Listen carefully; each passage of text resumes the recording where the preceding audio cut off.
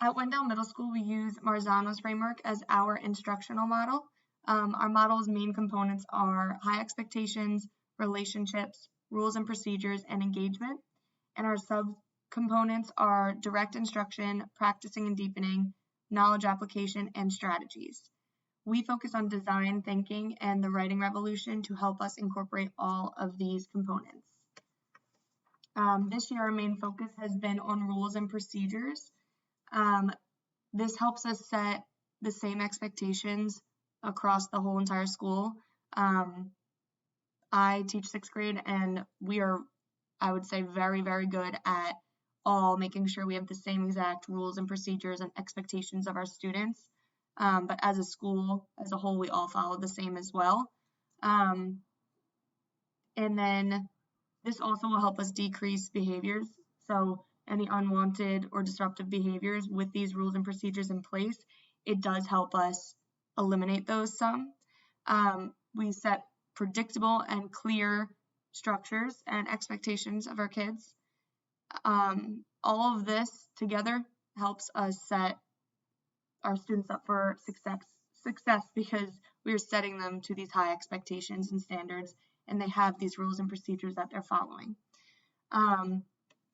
And most importantly, it helps us create that safe and orderly environment for them.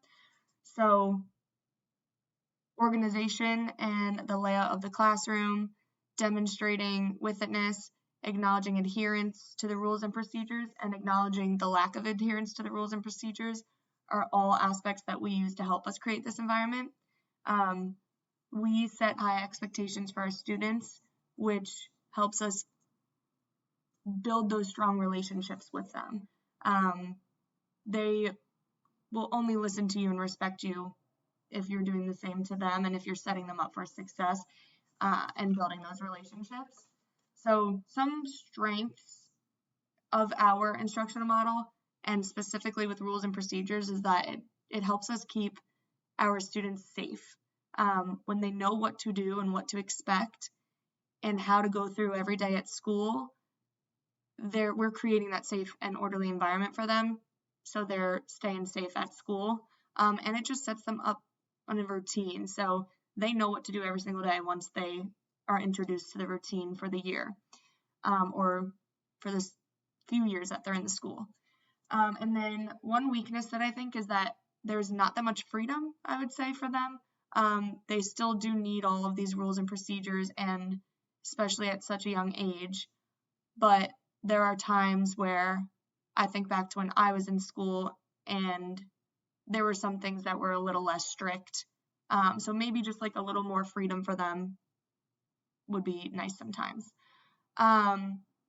We have trainings to go over all of these rules and procedures, and we have trainings to go over the components of our instructional model. And there's also always a slide show that we can go back to and access it whenever we need, if we need help or want to review something.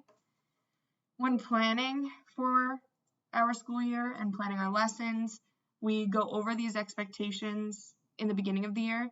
We'll show them slides and we'll explain everything, and then we will also go back and explain them again after longer breaks or halfway through the year, maybe after each quarter, just to make sure that they remember what we expect of them.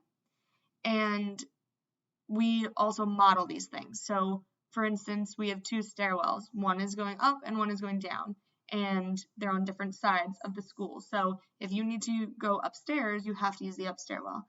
And as teachers, we are expected to use the correct stairwells as well. So sometimes it might be annoying to have to walk all the way across the school, but we need to show that we are following the rules that we're setting up for them, and it's not just for them. All of these things as well give these students the consistency and eliminates a lot of unwanted behaviors. And when we eliminate those behaviors, it really does allow us to focus on teaching our content rather than worrying about disruptive behaviors in the classroom. So for my math class, my learning goals are always posted on the board.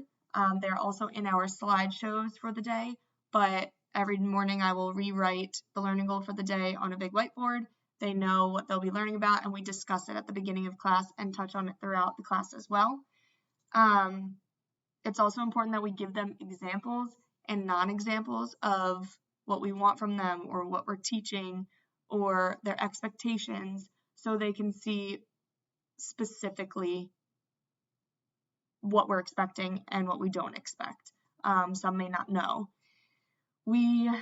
As sixth grade, we also have something called silent lunch. So if they are disrupting the class, or if they do something that gets them in trouble and it doesn't need to get brought to admin, they will have to sit at a silent lunch table for that day. And they don't like that. So for the most part, they avoid doing behaviors that would get them silent lunch. It's also important that we give them real life examples, whether it's because of the rules and expectations or whatever content a teacher's teaching, giving them these real life examples and how we use it in our everyday lives will allow them to want to learn more and understand why they're important, not just throwing it at them and saying you need to do this, you need to know this. It tells them why, and they'll see how it happens in real life. And then giving positive feedback is extremely important as well. I like to pride myself on my relationships with my students, getting to know them and praising them and just making sure that they know that they feel loved and wanted, and then giving them that positive feedback and allowing them to fix their mistakes or explain why something happened, or us to explain it to them. So those relationships are really what's going to hold it all together, because if they don't have a strong relationship with you, they won't want to learn, they won't want to follow the rules, and it just isn't as great. So building those strong relationships with your students is, I think, one of the most important things in the world.